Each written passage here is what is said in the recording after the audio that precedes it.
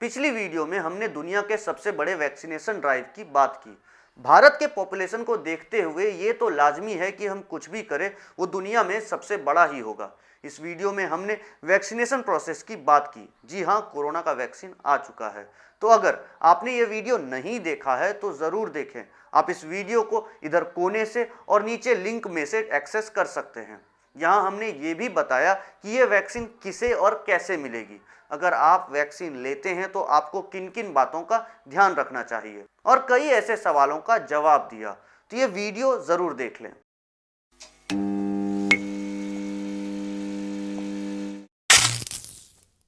नमस्कार, खुशामदीद।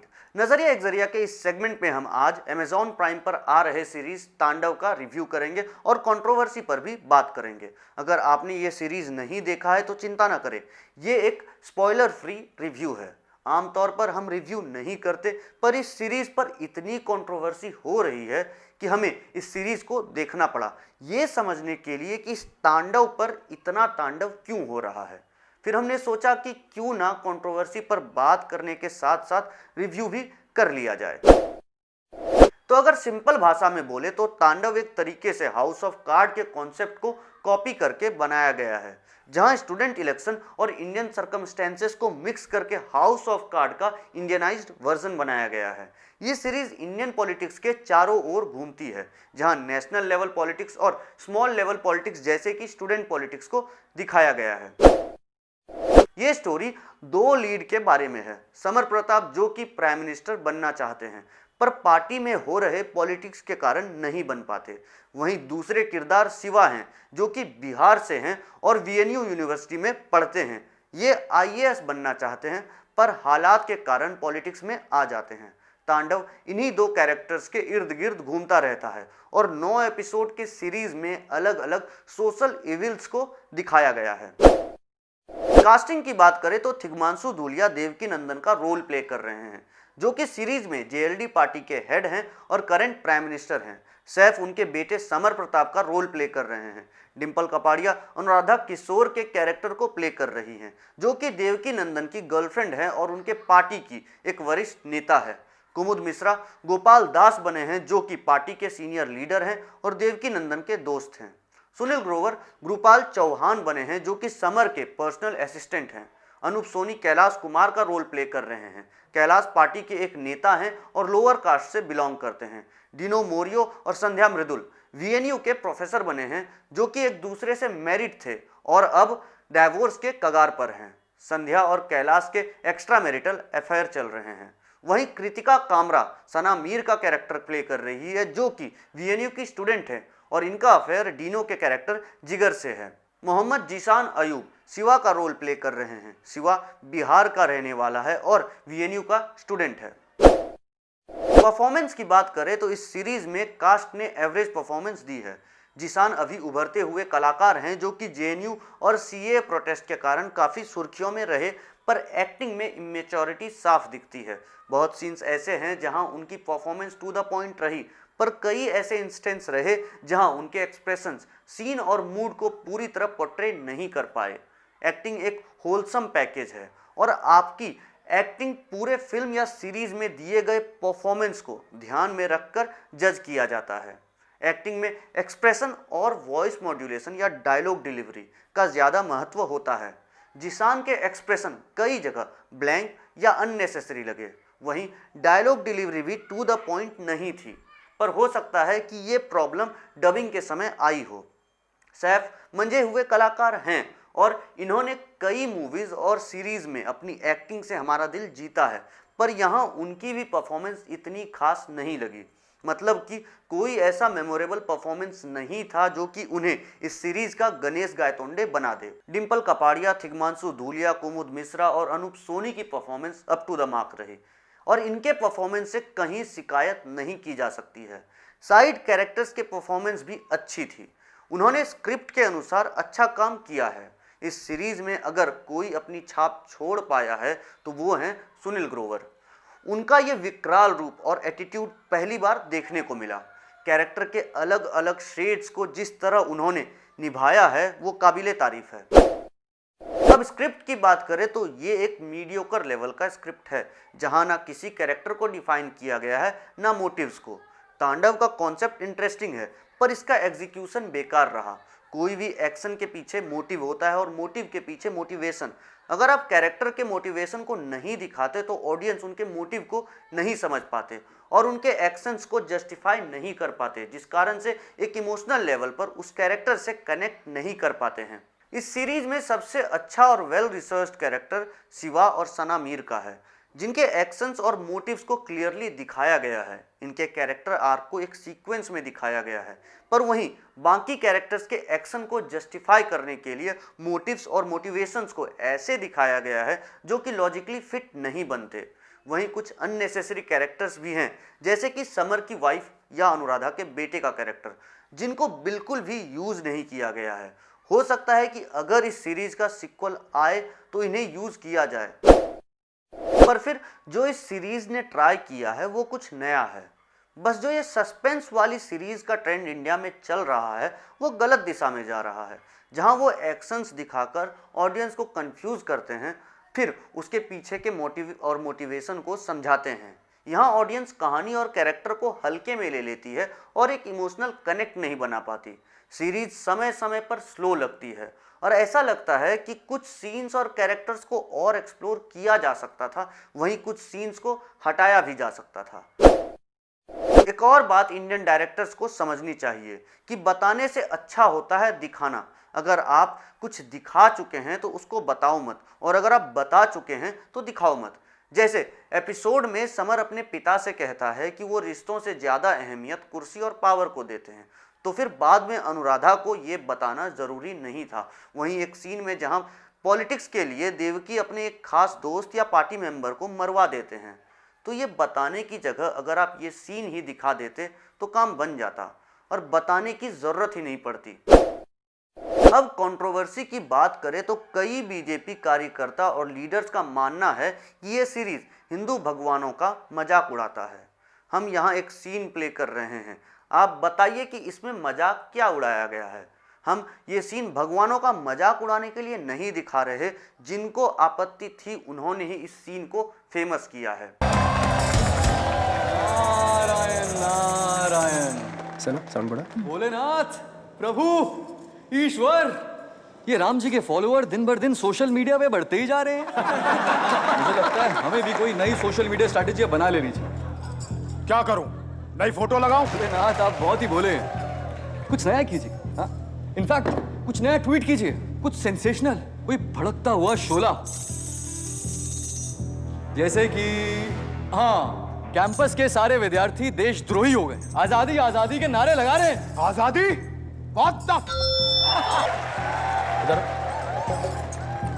जब मैं सोने गया था तब तक तो आजादी कूल चीज होती थी, अब बुरी हो गई क्या? नारायण नारायण। हाँ भाई, किस चीज से आजादी चाहिए तुम लोगों को? भुखमरी से, सामंतवाद से, जातिवाद से, अत्याचारों से। हाँ हाँ हाँ, मतलब देश से आजादी नहीं चाहिए, देश में रहते हुए आजादी चाहिए। भाई इनको समझाओ ना कि जियो, लेकिन हमें भी तो जीने दो। जो गाना हम लोग गर्व से खड़े होकर सीना तान कर गाते हैं, उस गाने को ये लोग गन के जोर पर डिसाइड कर रहे हैं। अरे आजादी ऐसी हो जो सिलेबस में पढ़ाई जाए, अखबारों में छापी जाए।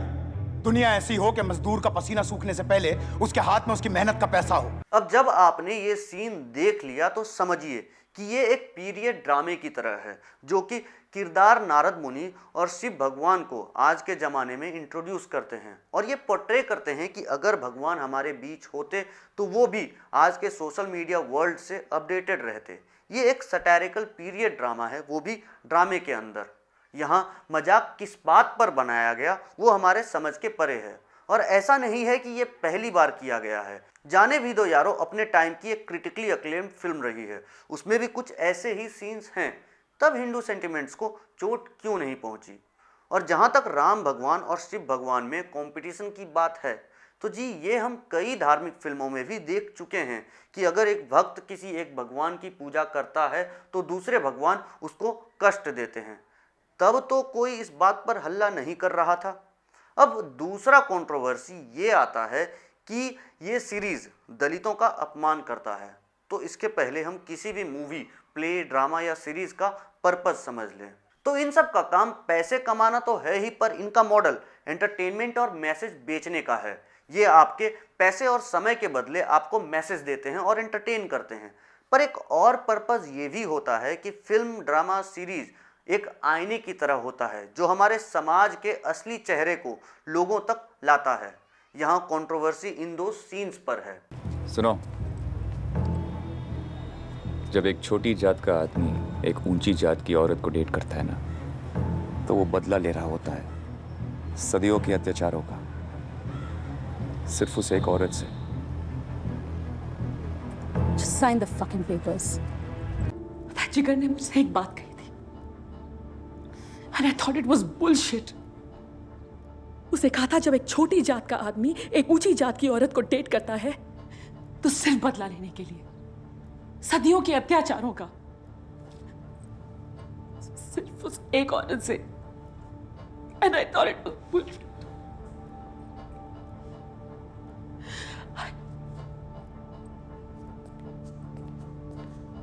अब आप ही बताइए कि क्या ये सीन यहाँ दिए गए मैसेज को प्रमोट करता है कि समाज में दलित वर्ग लोगों का यही एजेंडा है, या फिर यहाँ आपको ये बताता है कि कई पढ़े लिखे लोग आज भी हमारे बीच हैं जो ऐसी मानसिकता रखते हैं। हमने इसी मानसिकता की बात लव जिहाद वाले वीडियो में भी किया था। अगर आपने ये वीडियो नहीं देखा है तो ज़रूर देखें, लिंक डिस्क्रिप्शन में है। तो हमारे हिसाब से ये यहाँ उस मानसिकता को दिखाता है जो हमारे समाज के कई लोगों में है, जो कि वो खुलकर जाहिर नहीं करते। अब एक और कंट्रोवर्सी इस बात पर हुई कि यहाँ एक प्राइम मिनिस्टर कैंडिडेट को तानाशाह बताया गया है। तो जी ये एक फिक्शन यानी कि काल्पनिक कहानी है, और क्या हम इतने भोले हैं कि ये एक्सेप्ट नहीं कर सकते हैं कि किसी भी इंसान में तानाशाह की प्रवृत्ति आ सकती है। उनके चेहरे और पोर्टफोलियो पर नहीं लिखा होता कि वो आदमी तानाशाह है। अब मेरे नज़रिए से, क्योंकि ये ट्रेंड है कि मूवी रिव्यूअर्स रेटिंग भी देते हैं, तो जी हम इस सीरीज़ को 3 आउट ऑफ 5 देंगे। आधा पॉइंट एक्टिंग का कटा और 1.5 पॉइंट स्क्रिप्ट, डायरेक्शन और एग्जीक्यूशन का कटा।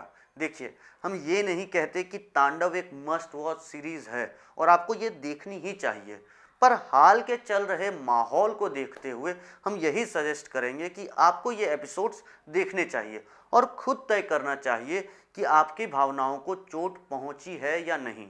और अगर हाँ, तो कमेंट में हमें ये बताएं कि क्यों ऐसा है, क्योंकि हमारी समझ में ये नहीं आ रहा कि इसमें गलत क्या था। अब हम आपको ये सीरीज़ देखने के लिए क्यों सजेस्ट कर रहे हैं, तो जी इसका एक कारण है कि जहां हम दूसरे की कही बात पर इतना बवाल मचाते हैं, वहीं हमें खुद भी देखना चाहिए कि जिस मुद्दे पर हम आवाज़ उठा रहे हैं वो सही भी है या नहीं। नहीं तो हम अपने धर्म को और कट्टर बना रहे हैं। आपको क्या लगता है कि हिंदू धर्म में कास्ट सिस्टम, पितृसत्ता, बाल विवाह, दहेज प्रथा और सती जैसे गलत चीज़ों को कैसे जगह मिली? तो ऐसे ही कट्टर लोग समय समय पर इन छोटे मुद्दों को बड़ा बनाते रहे हैं और हम जैसे शिक्षित लोग चुप होकर तमाशा देखते रहे होते हैं, या उस तमाशे में बिना अपनी भागीदारी समझे भाग ले रहे होते हैं। अगर आज इस चीज़ के खिलाफ आवाज़ नहीं उठाई तो इतना समझ लीजिए कि हिंदू धर्म, जो कि एक शांति प्रिय धर्म है, उस पर एक आतंकवादी धर्म का टैग लगना कोई बड़ी बात नहीं होगी। जो गलत है उसको पॉइंट आउट करना, उसको सही करने के लिए संघर्ष करना हमारी रेस्पॉन्सिबिलिटी है। अगर हम ऐसा करने में फेल करते हैं तो हम अपने आप से, अपने धर्म और देश के साथ नाइंसाफ़ी और धोखा कर रहे हैं। तो सतर्क रहें और समझदार बनें। हमने पहले भी कहा है कि धर्म हमारा पर्सनल मैटर होना चाहिए। दूसरे धर्म या बाकी के लोग के राय से हमारा धर्म बुरा या हास्य का पात्र नहीं बन जाता। आप अपने भगवान और बड़ों का इज्जत करें। दूसरे अगर नहीं करते तो उन्हें समझाएं। आप दूसरों में आस्था या आपके धर्म के प्रति इज्जत जबरदस्ती पैदा नहीं कर सकते। कोई भी फिल्म, कॉमेडियन या शो या कंपनी अपने ऑडियंस से पैसे कमाती है, वो कभी नहीं चाहेगी कि उनके ऑडियंस का सेंटिमेंट हर्ट हो। अगर आपका सेंटिमेंट हर्ट हो रहा है तो आप ऐसे फिल्म, शोज को मत देखें। ये बात तो सुप्रीम कोर्ट ने भी कही है कि अगर आपको अर्नब की जर्नलिज्म पसंद नहीं तो मत देखिए उनका चैनल। अगर आपको व्हाट्सएप की पॉलिसी पसंद नहीं तो मत चलाइए व्हाट्सएप। पर जब आप किसी चीज को बैन या बॉयकॉट करते हैं वो और फेमस होती है और इसका फायदा इन फिल्म, शोज या कंपनियों को ही मिलता है। मीडिया वर्ल्ड में एक कहावत है कि bad PR is also a good PR. तो अगर आप किसी कंटेंट को रोकना चाहते हैं तो उसे फेमस ना करें। बाकी कलयुग है, तांडव तो चलता रहेगा। जी आज की वीडियो में इतना ही। हमारी बातों से अगर आप सहमत हैं तो हमारे चैनल नजरिया एक जरिया को सब्सक्राइब करें। अगर कोई सजेशन, रिक्वेस्ट या डिमांड हो या अपना नजरिया बताने के लिए कमेंट करें। वीडियो अच्छा लगा तो लाइक करें और इस नजरिया को लोगों तक पहुंचाने के लिए शेयर करें। हमारे साथ लगातार जुड़े रहने के लिए आप हमें इंस्टाग्राम, फेसबुक और ट्विटर पर फॉलो करें। हमारे सोशल मीडिया का हैंडल ऊपर कोने में और लिंक नीचे डिस्क्रिप्शन में दिया है। जी धन्यवाद।